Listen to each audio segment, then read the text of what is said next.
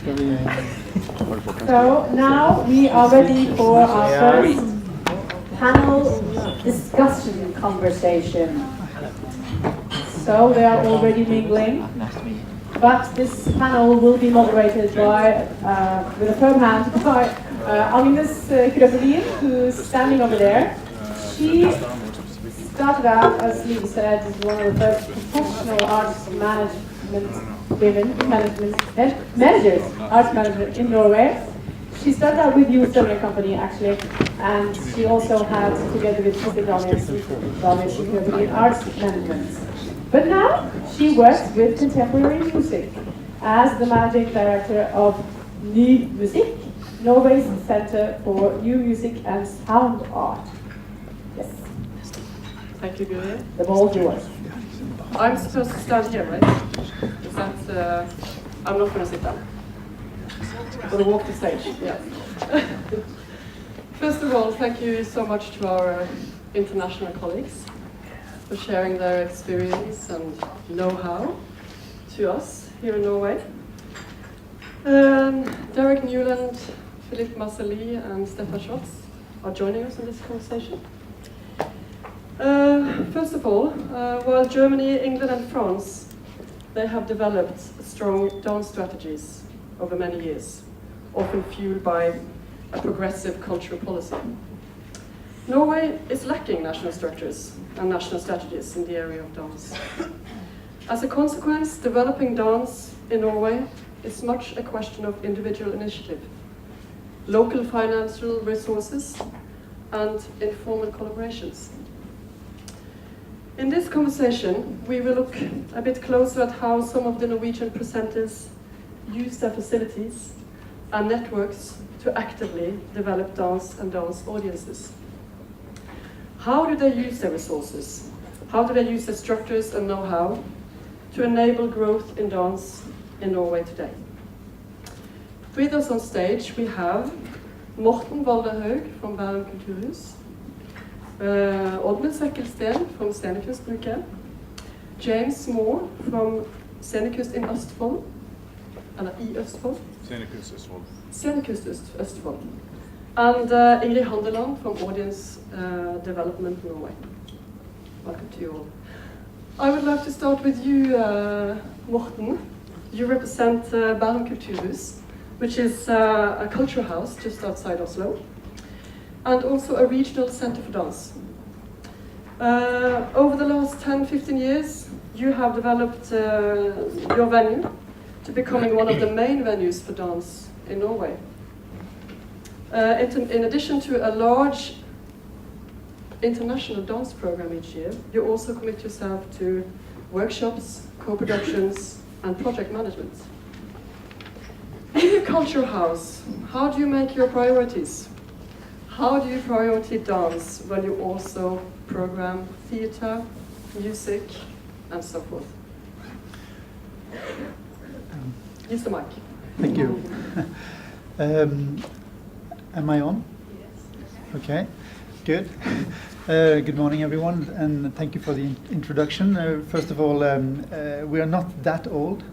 Bærum Kulturhus opened actually in 2003, so we are 11 years old, and our status as a regional center for dance is only 4 years, I guess, or 3 even. But anyway, we are a multidisciplinary arts center, an arts venue presenting music, dance, theater, also some visual arts, and we are also, of course, a local venue for the local community, and we present a lot of amateur work and amateur performances, and this is also a part of our identity. And in this respect, we are not so unlike many of the cultural houses in Norway. And then to your question, it's all about priority, of course. And it is about, for us, it's also about history. Bærum being one of the major municipalities for dance, also historically in Norway. Much of the contemporary scene is developed actually in Bærum at Høvigården Kunstsenter in the 80s, 70s and 80s, and also many productions saw their first light at Sandvika Theater. And this was even before Oslo even had thought of dance as an artistic expression. And we relate to that tradition, I guess, and we also have a lot of dance interest from amateurs in our local community. So when we decided to build one of our strategic pillars on dance, this was due to this background. Because I also think that being in suburbia, one can say, of Oslo, and being one of the many cultural houses in Norway, I think creating your own identity and difference of the rest is very important, and we've had a lot of success with this. So in addition to dance and classical music and new circus, these are our three main pillars that we work on a national and international level. What exactly are your different schemes for dance? In what ways are you working with dance? Well, first of all, we are, of course, programming and presenting a venue. We do international work, and we also present, of course, Norwegian artists and companies. We also work, as many of the examples have mentioned earlier this morning, we do community work, workshops, we work with educational institutions, with local communities and support pre-talks, after-talks, whatever. But we also want to be a production house. And this is quite unique for a cultural house in Norway. I think production and presentation are two sides of the same thing.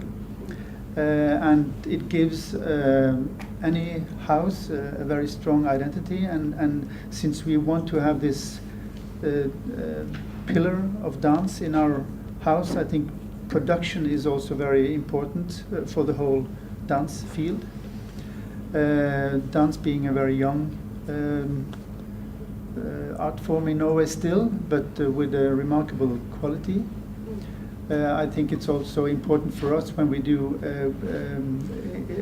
our networking, because we work together with many of the best houses in Norway. We have identified something like 10 or 11 venues throughout Norway that we create touring operations together with.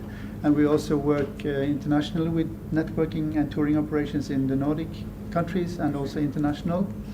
And having these opportunities and producing work with Norwegian artists, this also opens up opportunities for them.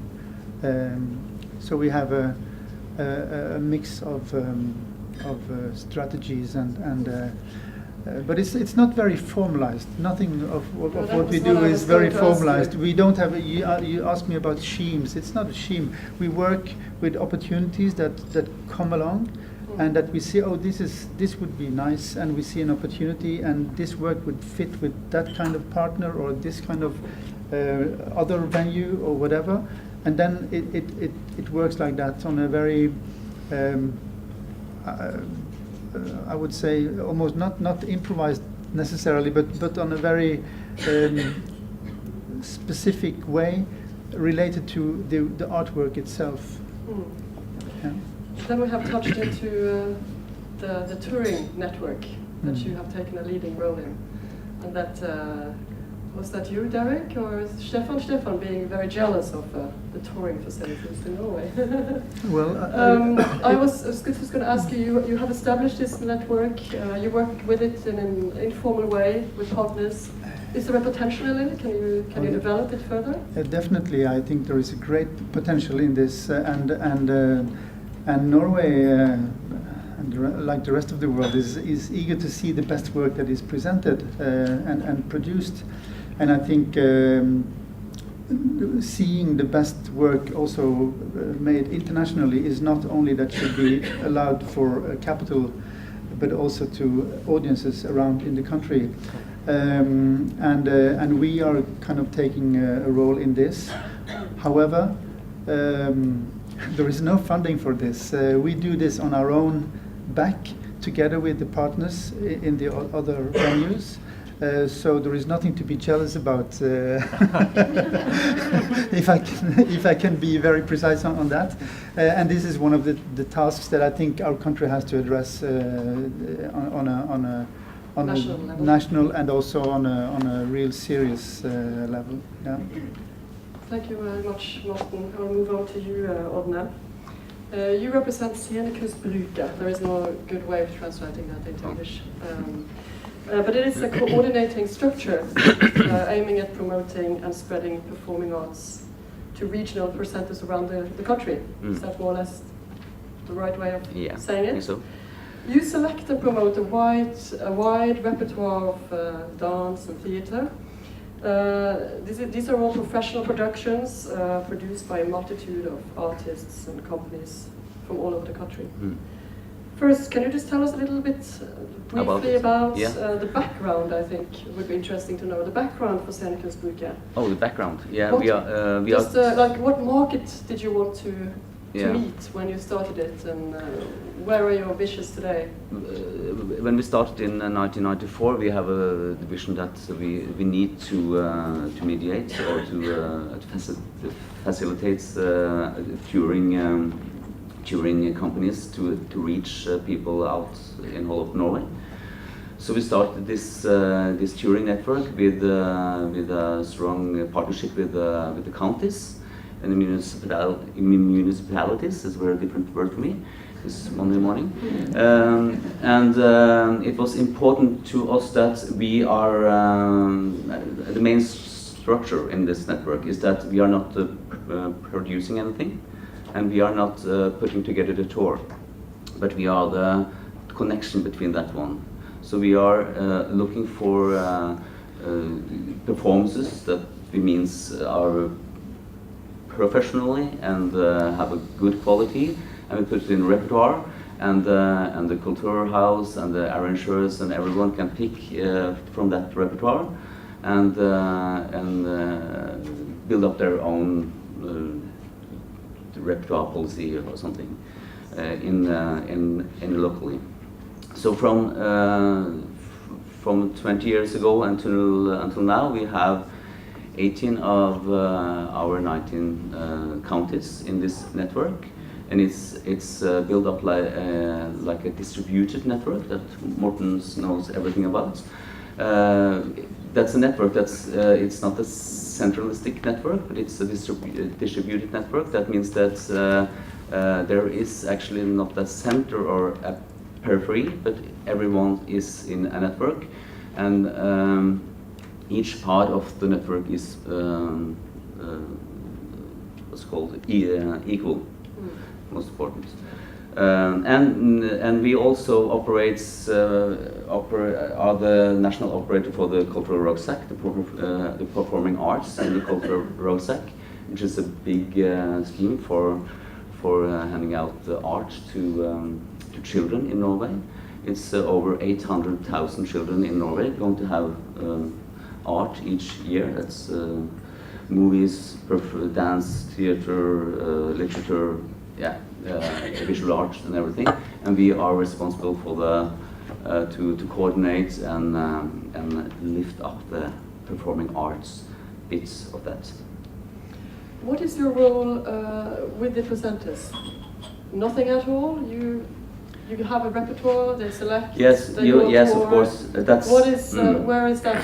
What is that? It's a big role actually, because that's one of our main goal to build up a good network and to have seminars and build the competence in the network of dance and theater, and make up a good network that can talk together and have exchange which problems it is to show dance and theater, contemporary things. So we have both a festival, which was last week, Showbox, which also is it's a festival with seminars that we talk about these things, and we also have meetings in the years to build up. So you have the structures. Yes. And in the latest years, we have developed a multitude of new cultural houses all around the country. Mm. And one of the challenges for these houses are that they are new with fantastic facilities, but often with very limited budgets. Mm. And you have once said that give me a couple of millions of crowns and I will get a network for the cultural houses up and running within a year. Explain. 2 months, I think now. Yeah, but I think it's true, because many of the people we have in our network for the cultural rucksack is the same people that runs the cultural house. We are few people in Norway, and we are the leader of the cultural house, or the leader in the municipalities for the culture, are often the same person that working with the cultural rucksack, and also working with this in the evening, that programming. And I said that because we have the structure, and I don't mean that I should have these 2 millions, but if you put Scenekunstbruket have the main economy in Scenekunstbruket is a refunding. When you buy a performance in our repertoire, you get one third of the price back from us. And if we could have a refunding system for the cultural houses also, directly connected with every other economic systems, you can build up the economy in the cultural house. It's the same we did with the municipalities in the beginning of Scenekunstbruket.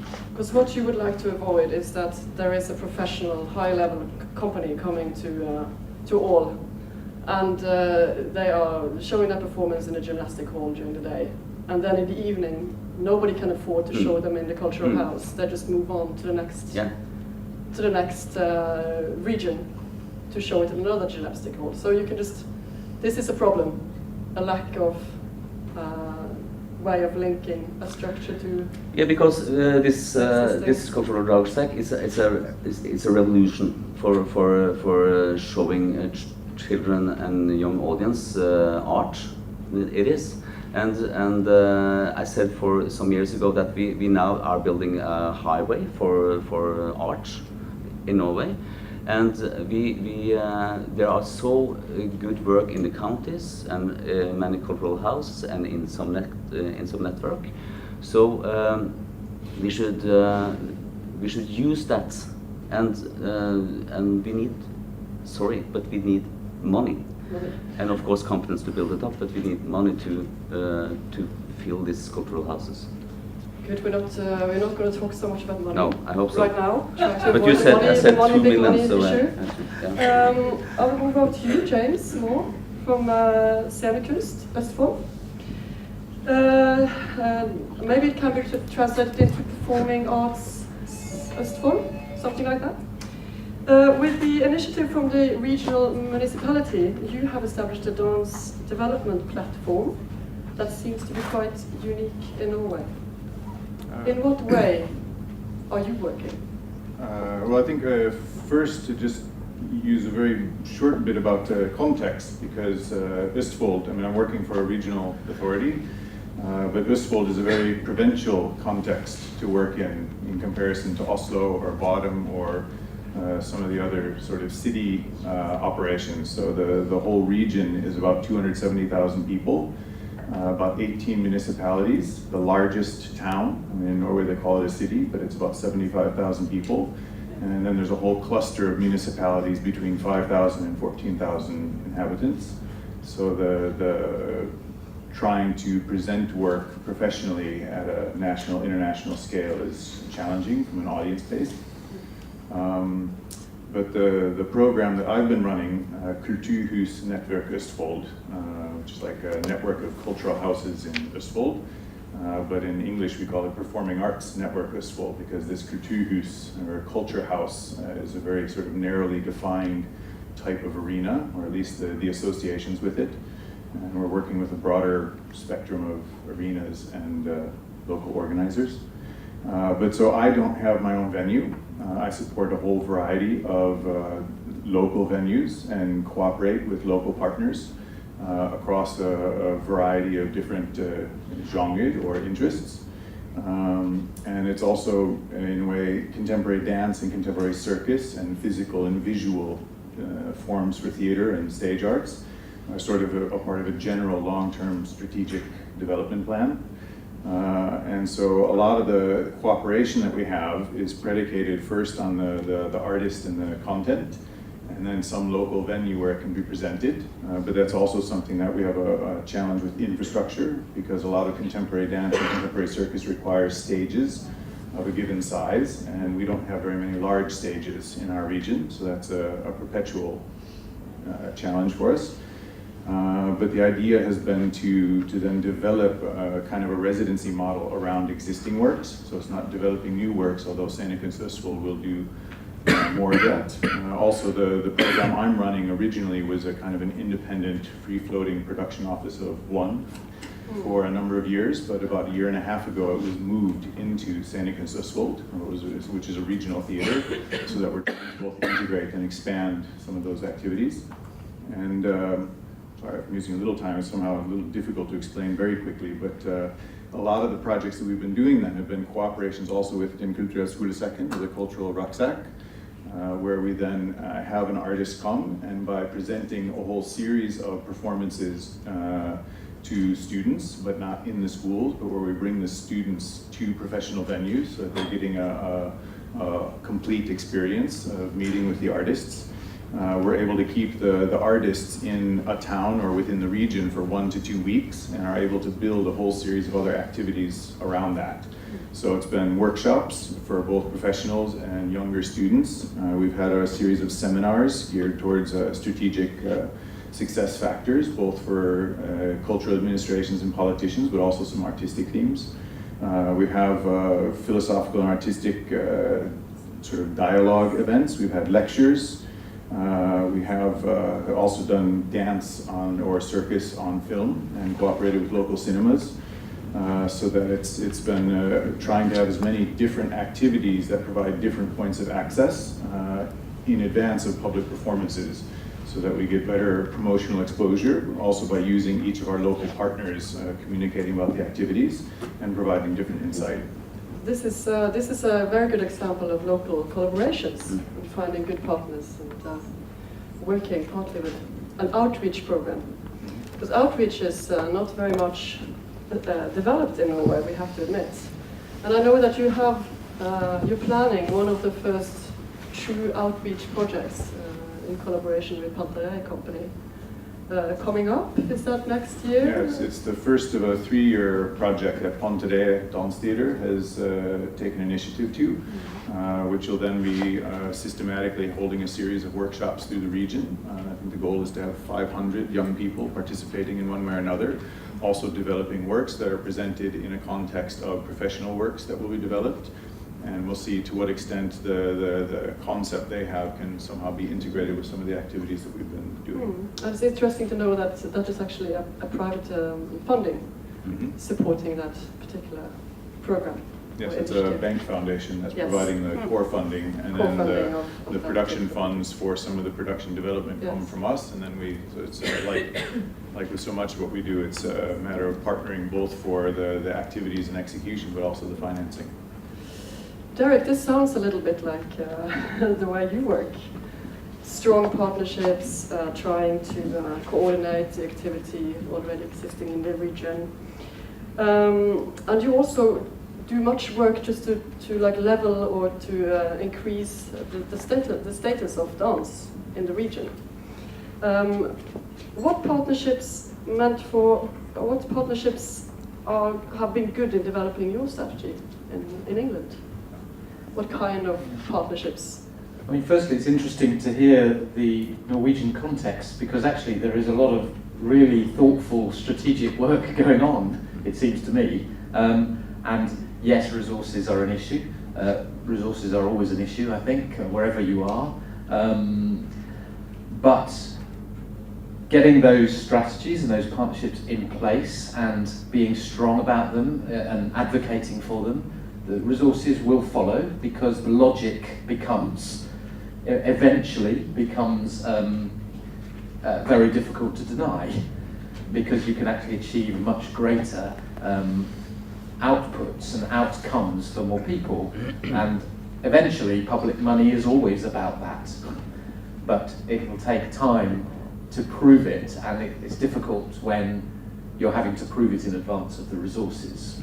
But we're just beginning to run a project which we've called, taking from two of our creative priorities, Shift and Share, which is about distributing small-scale touring and encouraging audiences to be built up and for venues to learn from each other about how to engage audiences. Funnily enough, we use Pantarei as an example of good practice. So it's a two-way house, this learning process, very much, because one of the challenges that we face in the UK is that there is a mismatch between the type of work that's getting made and the nature of the venues and the need in the venues to be able to stage it. So we have a network of 24 small-scale venues across the southwest of England now as part of the Shift and Share collaboration. But many of these venues are village halls, in effect. They're wanting to present professional work, but their context isn't necessarily professional. So it's challenging to find work that can scale up and down to small-scale professional venues, but also to village hall contexts. But it's not impossible, because Pantarei do it. But it doesn't happen enough that work like that gets made in the UK. So one of the things we're trying to challenge is to encourage artists to think about the opportunities that this broader network of venues can offer.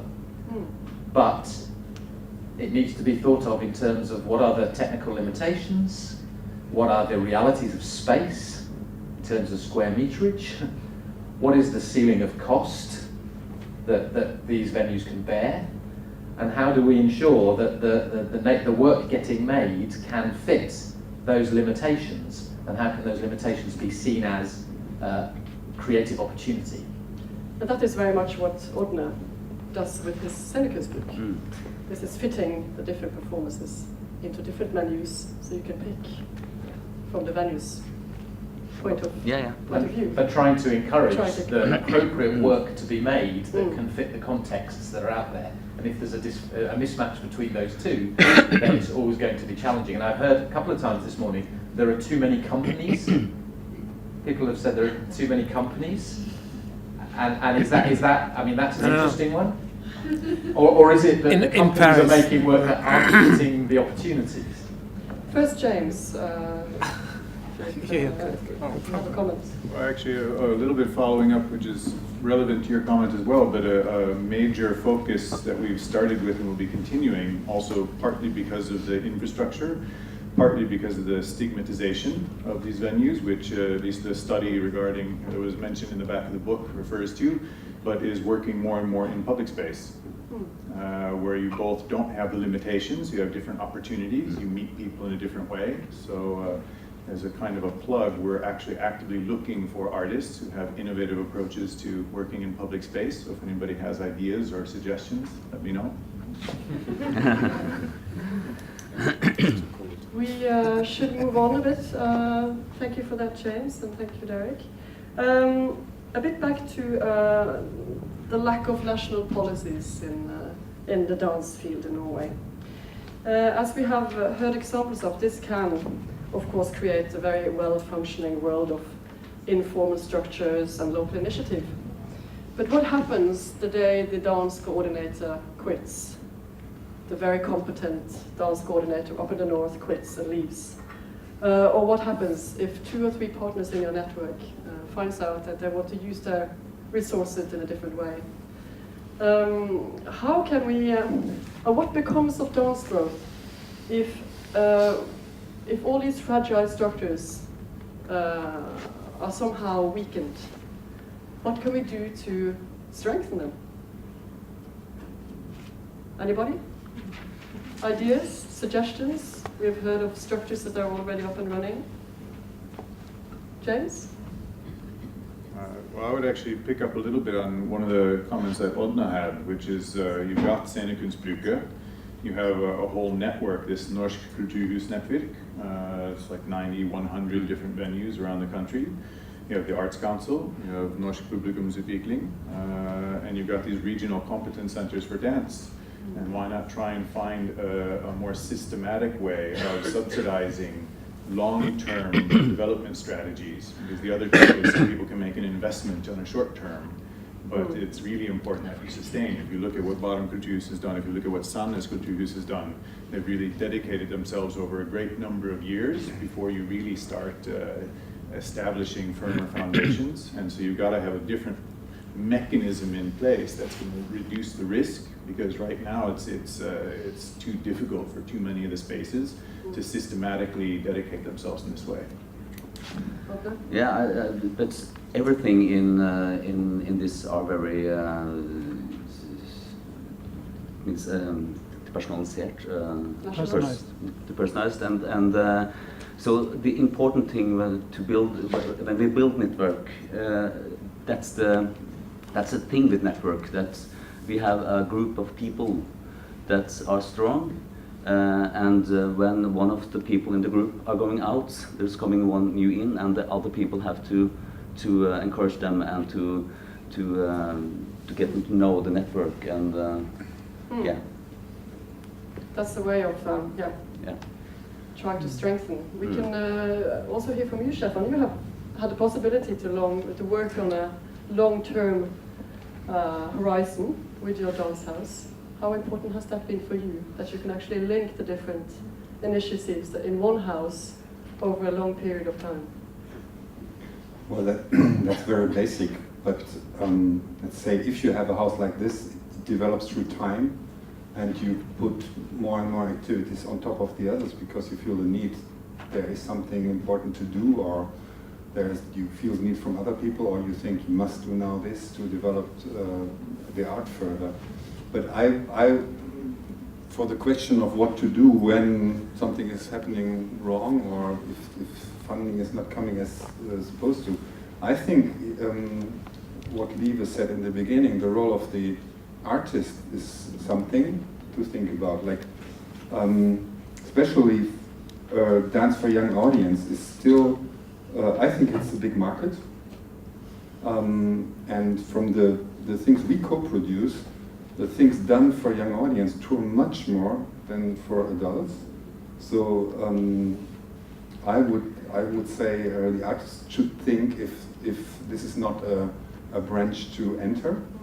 And I think also to adding to what you said, the small scale work, I think that's important to think about, that it cannot be always in well-equipped theaters, to rethink the formats today, and to enlarge and really also your touring facilities as a company. That's the one thing. The other thing is in terms of outreach, because that's the issue here. I think it's important to do things in villages with youngsters, because that creates a buzz also with all the other people, the parents, the friends, the colleagues. I think that's quite important as also a strategy independent from national plans of the ministries or so. I think it's a good outreach project with youngsters in a village can create such a buzz that they will want to go on, or they tell their friends, and to bring this into the lives of the people, I think is important. And okay, youngsters or children are very receptive, maybe more receptive than adults, or receptive on another level. They're maybe more direct receptive, and can make a change from there. And now you bridge me on to the next little theme. We have mainly talked about the production and presentation of dance so far. But what about the audience? And what about the role of dance in society today? We know the Norwegian dance audience has increased over the last years, but do we actually reach out? And do we actually grow new audience? Ingrid Handeland, you from Audience Development Norway, you have initiated an audience survey among the non-users of culture in the Oslo region. An interesting finding is that there seems to be an enormous potential for a larger audience than what we see today. Do we have a communication problem with the audience? Absolutely. Well, just to correct you a bit, the survey is not directed to non-users, but it's a survey with a representative panel of people in Oslo and Akershus. And so what we wanted to find out was who in Oslo is really not near the circles of the 5 big performative institutions in Oslo, among them Dansens Hus. And we found that actually only 36%, I will talk more about this later, only 36% in this area has never, or not in the last 5 years, engaged with any of these 5 institutions. So the main thing is not to kind of discuss with other surveys if participation is much higher than we believe, but it's to make sure that these 36% represent people who can be a mirror to the performative arts sector because they really, really don't participate. They are not a part of the community. So what we did was that we conducted focus group interviews with people that we actually knew that were not parts of the art society, so to speak, and we learned a lot from that. Sorry if I forgot your question. But no, it was. I asked you, from your point of view, if that was mainly that we seem to have a large audience not coming to our dance venues to experience that. If that is that an outreach problem? Is it a communication problem? Where is the missing link? Well, yeah, and you asked me if we had a communication, if there was a communication issue. I do advocate that in the article written in this thing. Absolutely, what we found. Well, I don't have a really huge knowledge about every audience member in Norway. We've been working with Audience Development Norway for 2 years, and this study is actually the main evidence material that I have. And of course, in all surveys you have data and you have to interpret them. Well, our interpretation, after the focus groups especially, is that non-users, people who don't have any relation to the business, they absolutely haven't got what's in it for them. They believe that they don't see, especially dance, they don't believe that dance has any emotional or intellectual benefits, or they don't recognize the emotional kick, so to speak.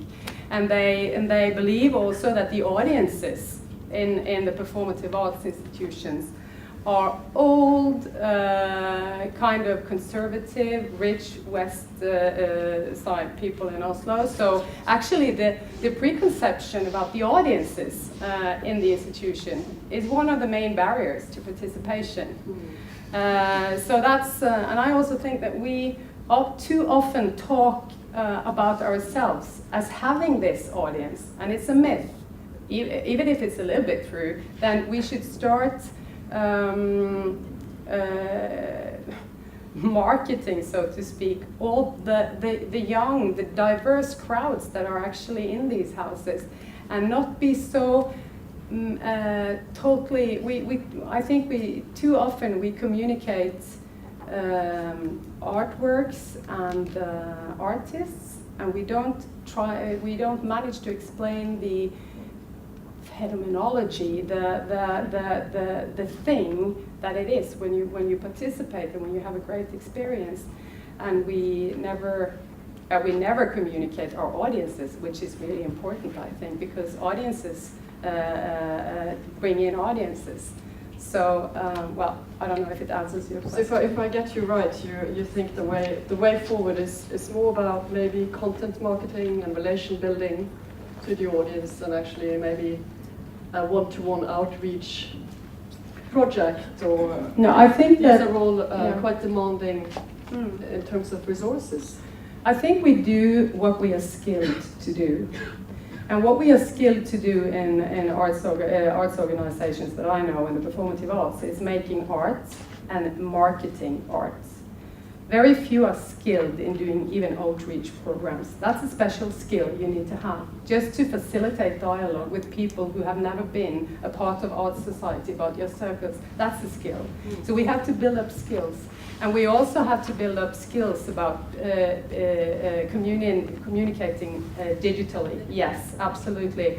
I mean, talking about from my own point of view, I headed the Office of Communication at the National Theatre for, well, in different positions though, but still in 13 years. And when I was there, the digital thing happened, and we didn't really get on board. Maybe because I was too kind of old school to really recognize what was going on, but to be able to storytell about the benefits of performing arts digitally, absolutely, that's a main challenge. That's a very important point to bring on further into the discussion later on. Derek, in the end, in your experience, is it possible just to keep on presenting high quality work without actually talking to the audience in a very specific way, or outreaching? Sorry. Yeah. What do you think? Is it possible to? Well, I mean, I was just going to ask a very simple question to you. Is it? It seems as if there are these myths around what happens in the house, and that there are preconceptions for those audiences that don't go as to the sorts of people that are there, which may or may not be true. But perhaps, ironically, having created these fantastic houses, they themselves have become the barriers, and the answer is to get out of the house. Maybe. Why not just fake it till you make it? Why don't invite those people that you want to be in your house and show off? I mean, that could be one way. Another thing is, why call it the House of Dance? Dansens hus in Norwegian means, and is understood by the non-users that we spoke to, as the house where the people who are dancing, who are in the dance business, where they are. It communicates that the name itself, even if it's a good thing, even if it's imported and inspired by your Tanzhaus, it's actually, I don't think we don't set ourselves in audiences' positions in their minds, and we create works and discourses and ways of talking around things that is so art-centered that we miss the opportunity to communicate. Yeah, because one of the things that I wondered, having come from a non-dance background into running a dance organisation, and I kind of have to hold my hands up to that, is, you know, whether in fact that we are creating our own barriers, we are our own worst enemies, in that we use, well, one, we have houses that seem to be unwelcoming or impenetrable, and two, we use words that are alienating, contemporary, dance, maybe. For those that are not in, those words are dangerous or difficult or challenging or holding you at bay, perhaps. And again, I'm just throwing it out there. Let's just throw it out. Yeah, it's time to include the audience. If you have any questions, points of views, please come along, say your name, and yes? My name is Ingrid Volsted. I've worked with a lot of... Hello. My name is Ingrid Volsted. I'm a dance teacher, choreographer, dancer, performer, whatever. I have a wide background. The last 5 years I've been working full-time and then some with a variety of students inland in a very small community which hosts a lot of talent, amazing talent. And we've been trying there, I'm not there anymore, but we were trying there for 5 years to try to extend an outreach, the dance and music of the students in our high school into the student body that are not into the art scene at all. And a lot of the comments we were receiving is exactly what you're pointing your finger at now. It's saying, we've created a barrier, and they come to us and they're expecting that what they're supposed to learn from us is so difficult and alien that they wouldn't know what to do. And with that as, you know, the threshold, how do we move on from that? How are we, as the dance body, going to break down that wall that we ourselves have built? And it really is starting in the pupil stages. So yeah. Morten, would you like to answer that? Well, Try at least. I don't have an answer to it, but I can add a few reflections. I think, first of all, we should also admit and acknowledge that dance necessarily is not for everyone. Music is not for everyone, literature is not for everyone. So if you hate dance, you might be a great music lover, and vice versa. That's okay, isn't it? Okay.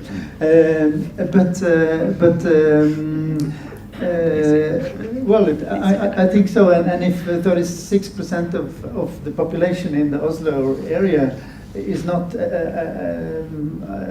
connected to the arts field, I think that's fantastic. I mean, I would expect it much higher, just to say.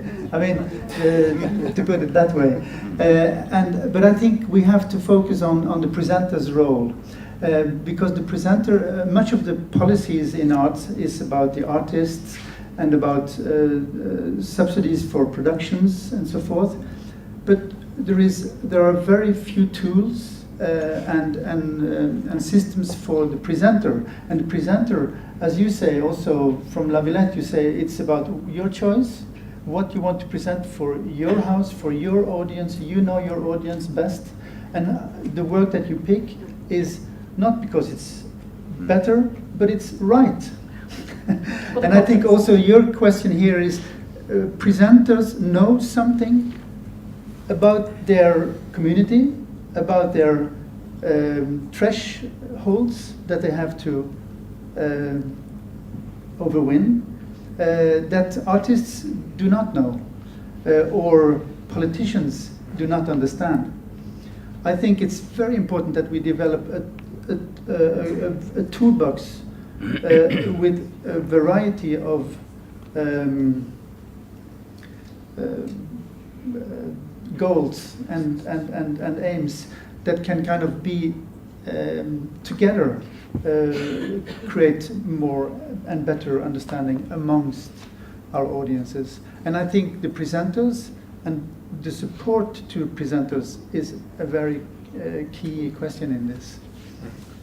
That's also an interesting thing to discuss on during the day. Anybody else who wants to? Can I add one thing? There's a hand at the back. No. Hello. That was very loud.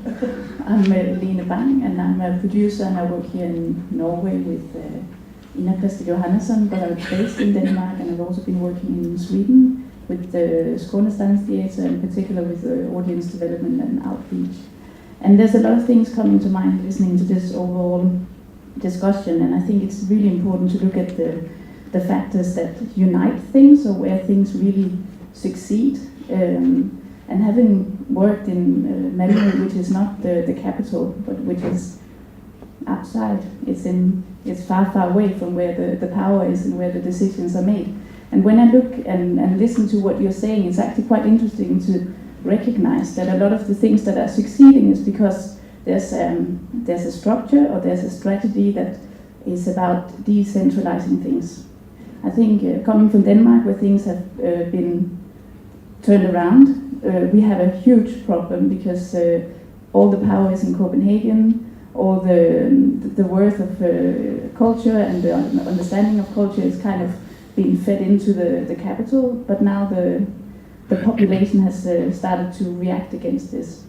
And what I'm saying is that if we want to create an interesting community, a place where it's fun to live, a place where it makes sense to live, we need to make sure that there's room for all walks of society, that there's room for all social classes, that there's room for this interaction. I think it's very important to recognize what it is that James is doing in Østfold, because the way that he is developing his program it's a long journey, and it's a big fight that is going on there. And I think exactly that the structural support that can happen between the organizations in Norway should be the right next move, because there's so many things to do, and you have artists of so high quality, but you also have hungry audiences, and you have an overall strategy that is about looking into the different parts of Norway, also with the Nordland, which has a different status, and I think use that opportunity.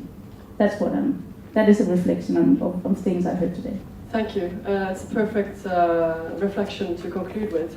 I think people are starting to get hungry. I'm looking at Guri. She's so. But I just want to say that this situation isn't black. No. It's good because as Lene said, it's in the local, in the municipalities, you have three pillars that goes the Kulturell skolesekken, the cultural rucksack, and you have the cultural school for the kids, and you also have something called Ungdommens kulturmønstring, which is kids are doing the art by themselves. So they have tools to use in the municipalities. Oh yes, I hope everything is not dark. I hope this was an inspiration, not a down-going spiral. I would like to hear from all of you, actually, to sum up. What do you believe to be the way forward to growth for dance, from your standing point, each and one of you? What possibilities are still ahead of us? Where should we put our efforts? Stefan, would you like to start? Just throw out a couple of ideas, reflections, quick. Participation is the key word. Participation. It was and it will be. You stole my word. I have to repeat that, but I think one thing I think we also shouldn't underestimate is the level of competition. I mean, it's not that people aren't engaging in cultural activities, but it's a matter of choosing what they're doing. And I think that also finding people where they're active. Something I really wanted to do, try and do this quickly, but is working more on this dance on film, but actually implementing shorts. Something that, at least in the States, we used to have, is showing short films before you have feature films. So I've been in a dialogue with a couple of local cinemas, and this project Choreo that Karina Lingholm introduced me to, I don't actually know what the status is now, but we've been trying to implement something where we can systematically have short films. So dance in other art forms, in a yes, sense. because also, I mean, Liv was saying at the beginning that most people don't have a relationship to dance. I think most people do, but it mostly comes in forms of music videos or other things. I think you need to find a way of changing the context or introducing them to other applications in friendly, user-friendly confines. Thank you. Yeah, I don't know. I think maybe one thing that is really important is to, instead of creating educational programs for people, to educate them, to lift them, so to speak, up to a level where they can understand the fantastic art that you create, which is also a good thing to do. Start by talking to people. Start by talking to the people that you want to have in your venue. Start by building relations to them, and then we're back to outreach. So it's a matter of different words, but I think there is, in the old paradigm of outreach, there is this educational thing where you lecture people in a way. So it's probably better to start by listening to them. Well, you stole my words, so maybe a word from Spinoza, which is nobody can do. So if I apply literally this sentence, it can do all actually. And we just need, as a presenter or as a cultural actor, we need convictions, desire, and time, money. And that's all. Money? No, time, a long time, and money. long time money. Well, from our perspective, I think, and I'm speaking in a Norwegian setting now, I think we definitely need, as I said earlier, a variety in this toolbox, and also that the presenter's role is kind of supported in a much more clever way than it is today, and also in a long-term structure. But I also would like to say that I think it's very important for the art form in Norway that we do not necessarily always, like we tend to do in this country, centralize or nationalize processes. It is much more enriching if we have a set of aesthetic platforms, a set of artistic expressions that are allowed to live together in a parallel life. I think this is one of our challenges in this rather small country that we are. That we have to be wider, and I think that like we now have this the little seed that we see in the centers, dance centers in Norway, in Sandnes and Danser en Amour and us and others. I think that's a way forward to make them thrive and grow. So diversity? Absolutely. Odda, very quickly. Yeah, People are getting hungry. Yes, they said it all, but I think it's important to make arenas where people can meet and build a strong partnership between locally and all the way to the international spectre, and a cultural of sharing with other competence and art and everything. Sharing. What's left to say? I guess for presenters, throw open your doors, spill out of your buildings, visually as much as you can. For artists, for makers, I would say engage the presenters with the idea before you start making the work. The notion of providing a bridge, as you do, between the work getting made and the context in which it's going to be shown, and making sure that bridge is crossable much earlier, so before the work's there, so that you can actually work collaboratively, and it doesn't become a how much money are the presenters getting and how much money are the makers getting, but it's a collaborative endeavour, and we have to work in harness together to grow the audience. Thank you so much to one and all of you.